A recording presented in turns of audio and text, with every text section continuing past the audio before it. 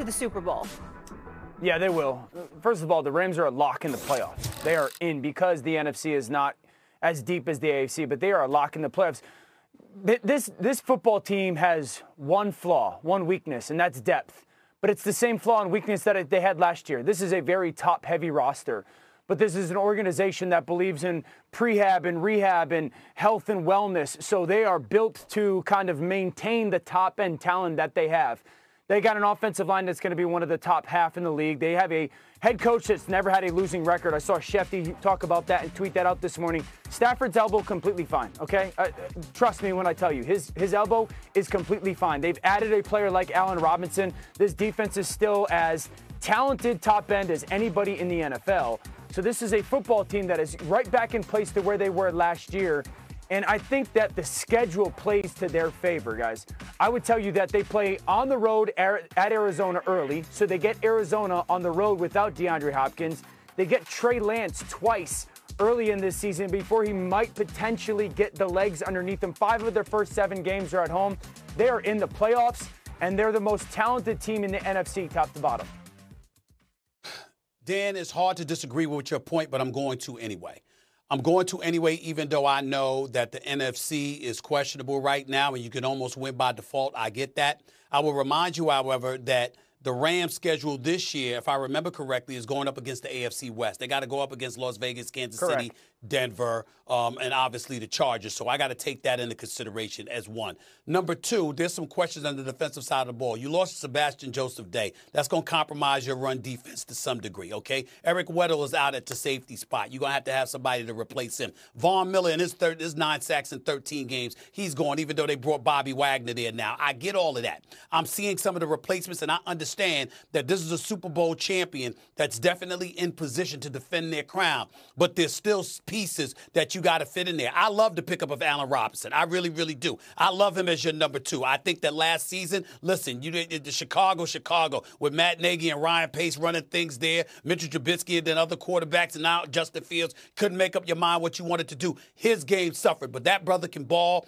and him with Cooper Kupp, I think makes them for a very lethal team offensively. But then again, that's their question about Matthew Stafford and how serious is that elbow injury? How much work is he going to be able to put in? How many throws and the kind of throws that he needs to make? Is he going to be able to make them? Now, he tells us that his elbow is better now than it was at this time last year. Well, hell, he could say that now. What's he going to do, lie and say, and you know, he's going to tell us that it's worse? He ain't going to tell us that. He's not going to reveal that level of information. I understand you say he's good. That's your boy. I understand that. That's your boy. I know how far y'all go back, all right? I get all of that. But in the end, he's not going to tell us that. And I got a lot of mad respect for Matthew Stafford, his toughness, his durability, the fact that he's going to go out there and give it what he's got. No disrespect, no shade on him whatsoever.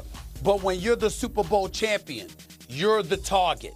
And when you've got that many changes, I do have question marks about that. It's not that they're not going to win their games. It's not that they're not going to make it to the playoffs. But when you talk about Tom Brady still being out there, if we assume that San Francisco is what we assume they will be, even with question marks between Jimmy G or Trey Lance, if New Orleans with that defense and a Kamara and Michael Thomas returning and drafting Chris Olave is what they're supposed to be, okay? If the Eagles are what they're supposed to be, I see some teams that can get in the way of this particular defense and this quarterback that's got a questionable elbow at that particular moment in time. I can see the Rams going back, but I don't see them going to the Super Bowl again this year. I go back and forth between if I had to pin it on one team that could stand in the way, I go back and forth between New Orleans and San Francisco, candidly, of who can get in the way of them getting back. And a lot of that hinders on who and what Trey Lance is. I'm one of those people who believe that I'm sorry, Dan, New Orleans and who? New Orleans and who? San Francisco. Okay, go ahead. Okay. I don't believe that Kyle Shanahan has ever had a quarterback, kind of given the talent that they have, play poorly. So I expect Trey Lance to play well. New Orleans, because of the infusion of talent that they have. I want to touch on 2 things, though. I understand that they lost Sebastian Joseph Day, but he was hurt for a great majority of the season last year. That's true. And I understand that Weddle's not there, but the only reason Weddle was there was because Fuller, their safety, got hurt as well. So he's actually an upgrade as far as young talent. I look at this roster and I go, two things stand out. Number one, we watched them go through some of the things they went through last year, and practice squad players came in and had impactful kind of performances. So I look at the development of some of these young players that we maybe didn't see last year a ton that are going to continue to kind of have impacts of this football team. Also, just everybody, and Stephen A., you notice, remember, they can add a certain player late in this season on the offensive side that can really vault them to being the unquestioned favorite to win the Super Bowl, and that's OBJ. If OBJ's healthy and he wants to be back on that roster, this team can and will add them. And then we're talking about an offense that's got Higbee and Van Jefferson, but then it's Cooper Kupp, Allen Robertson, and OBJ. That's a team that cannot be beat. Man, that's ridiculous to say that they can't be beat. I don't mind a favorite. No, I don't. Well, wait a minute. If they had OBJ, hold on. You said a lot of things last year that weren't correct. Don't be tooting on and patting yourself on the back. You ain't batting 1,000. Stop that nonsense. That's number one. Number two, I get your point about the favorites. I'm not disputing that. You got a point, especially OBJ, my brother. I mean, he come back. There's no question about that. But I will remind you, Dan Orlovsky, I got the Bucs coming out of the NFC, and I will remind you they were down 27-3.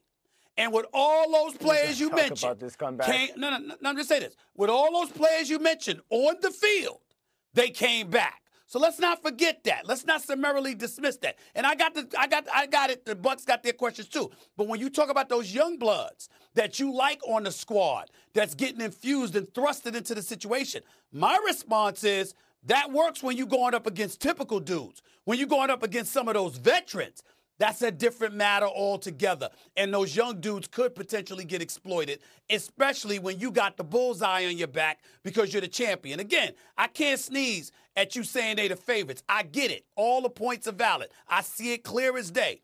But when I see somebody getting knocked off, I see the Rams being that team that could probably get knocked off. The Super Bowl ain't going to be at SoFi this year. This is a different animal. They stay healthy. They stay healthy, they'll be in the Super Bowl. Okay. All right, you heard it here first. Day one of the season.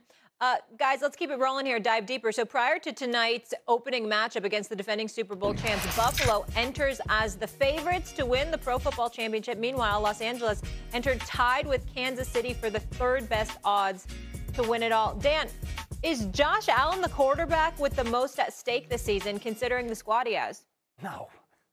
No, Josh Allen is in the 5th year of his career. Josh Allen's going to have a lot at stake for the next 10 years. I can give you guys, Dak Prescott's got more at stake. Tua, Jalen Hurts, Aaron Rodgers, Justin Herbert, Lamar Jackson. A lot of these guys have more at stake. Dak Prescott was given a ton of money after that injury that he suffered, and now that roster maybe isn't as healthy as people expect it to be or hope it to be, well, he's got to kind of carry the load a little bit. This is a defense that was one of the best in the NFL. They play in the weaker conference in one of the weakest divisions. So when does that happen where he gets them over the hump?